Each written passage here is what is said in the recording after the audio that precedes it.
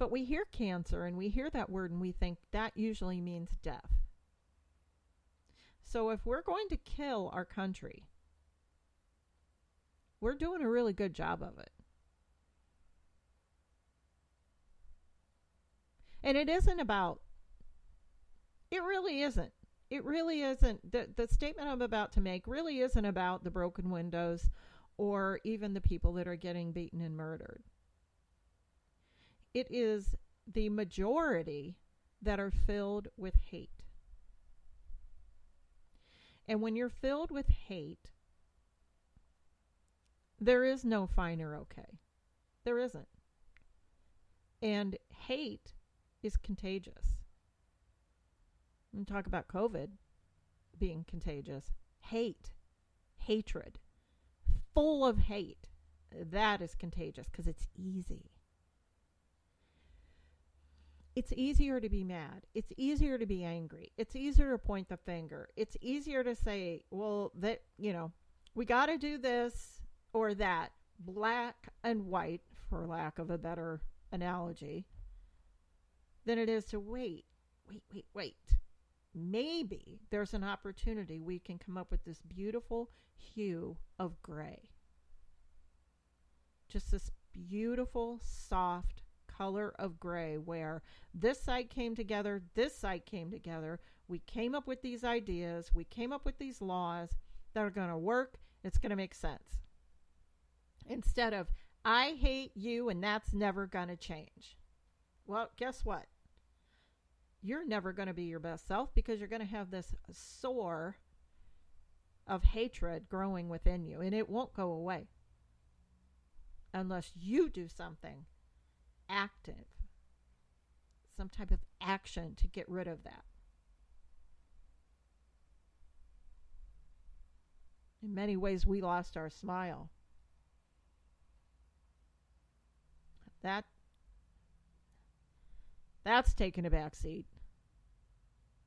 And why do I say that? Because I see different videos and I see different things out there, and the comments below them are filled with hate, judgment, and dismay. Millions of comments. Hundreds of thousands. So here's what I know. When I opened up this book today, the actual bookmark that's in there is a poem that my mom gave me after my dad died. And we were both wailing and just crying hysterical. And just, we couldn't get a grip. We couldn't believe it. My dad died suddenly. I still lived at home. And I was actually 21. And I was working and still living at home. I had not made the big leap yet. I'm the youngest of 7. And so I was still there. And I woke up in the morning to the screams of my mom, finding my dad dead in the bathroom. He was getting ready for work. And the events that followed after that are, of course, pretty dramatic. But for now, I want to tell you that when one day when this was happening with my mom and I, and we were crying after his death, it was a couple of weeks after, she had given me a poem. And the poem, I don't know where it came from. I'm sure if I looked it up, I could give credit. But it's called The Time Is Now. And it goes like this. If you are ever going to love me, it's going to be hard for me to read. Let's see if I can get some help here. So it says, the time is now. If you are ever going to love me now, while I can know the sweet and tender feelings which from true affections flow. Love me now while I am living Do not wait until I am gone. And then you'll have it cherished in marble, chiseled in marble. Sweet words on ice cold stone. If you have tender thoughts of me, please tell me now. If you wait until I'm sleeping, never to awaken, there will be death between us, and I won't hear you then. So if you love me, even a little bit, let me know it while I am living, so I can know and treasure it.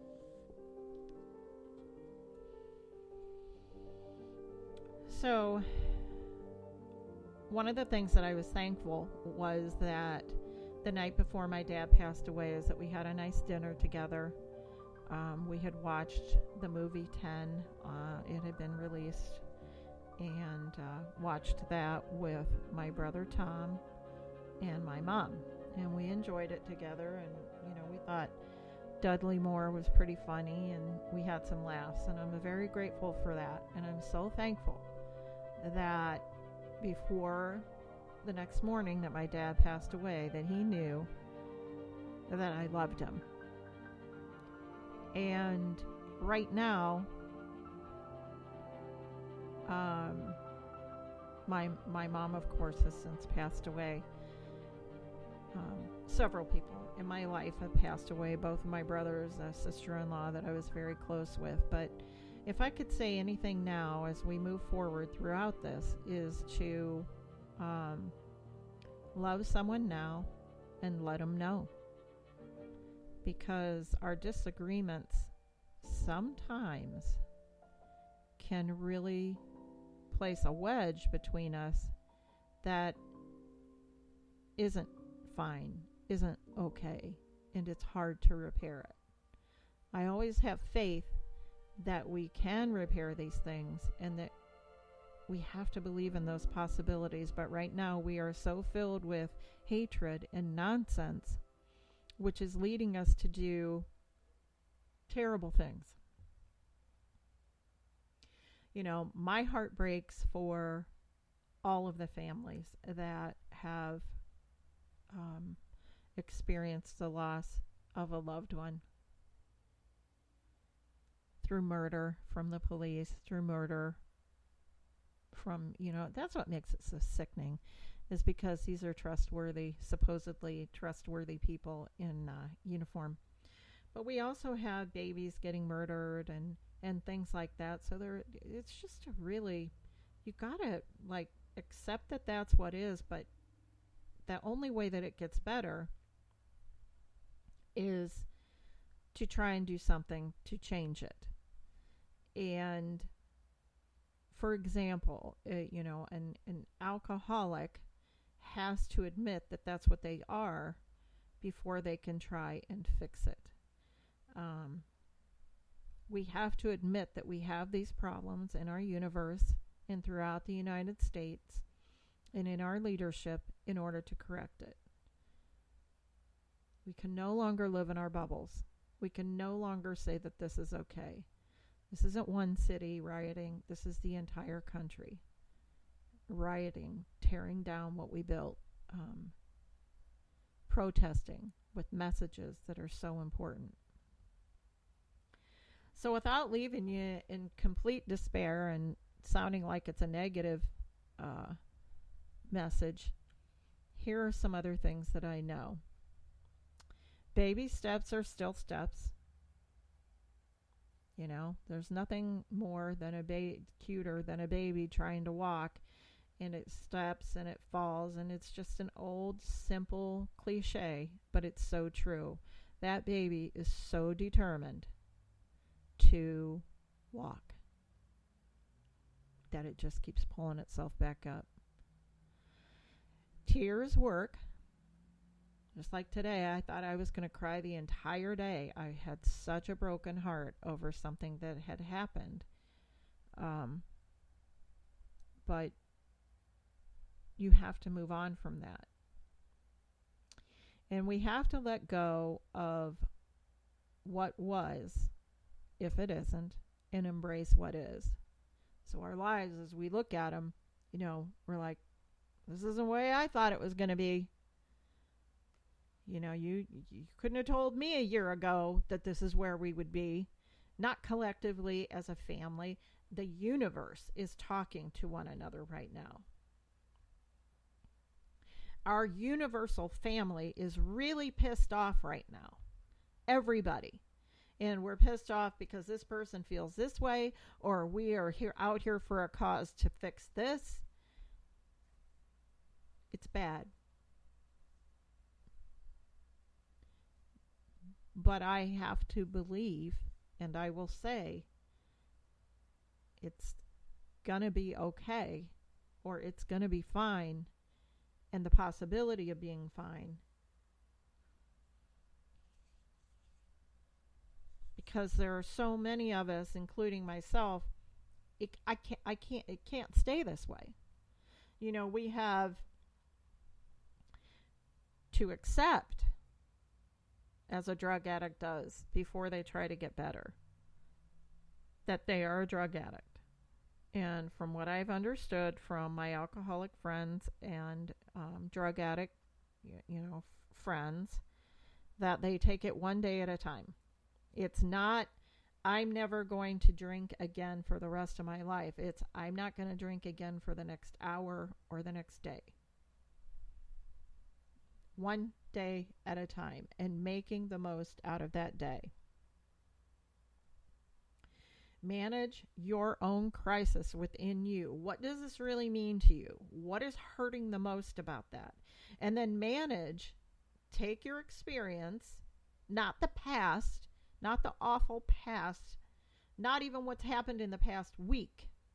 Take what you have right now within you and try to develop to make that better. What can we do individually? Look, it might not be that you go out and protest. It might not be that you go out and make a grand sign in the middle of your yard to make your statement. It might just be making you better so you don't hate as much. And when we don't have, the way to combat hate and fear is through action. And that action might be simply you reading, you researching, you educating yourself on anything. Because it enriches you. Knowledge is power. That's what's going to get us through this. Right now we're weak, and we got a bunch of people out there protesting, and they think they're strong. But you see how their strength is in numbers. That's what's making them strong. That's why people keep protesting. Because messages are heard louder when people are together.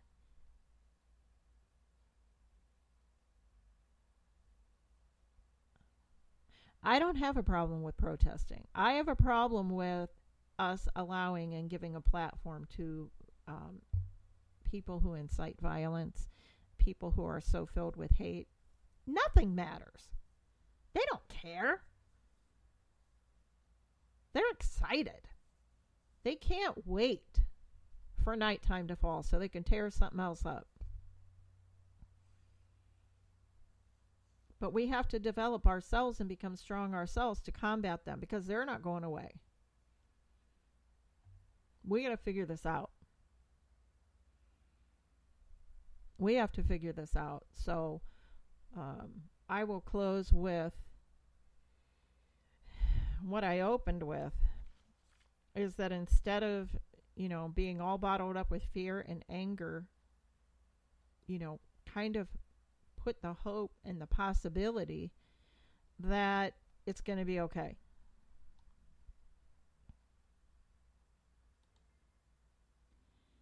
It is going to be fine. It is going to be okay. We have to have faith in something greater than ourselves. And I don't care if it's God and Jesus Christ and that's your strength. But I'm telling you, you need to find something greater than you and believe in that. And, for some of these protesters, they might be afraid. But they're doing it anyway because it's in their heart, it's for the greater good, and that's what we call courage. We have to find a way. We have to find a level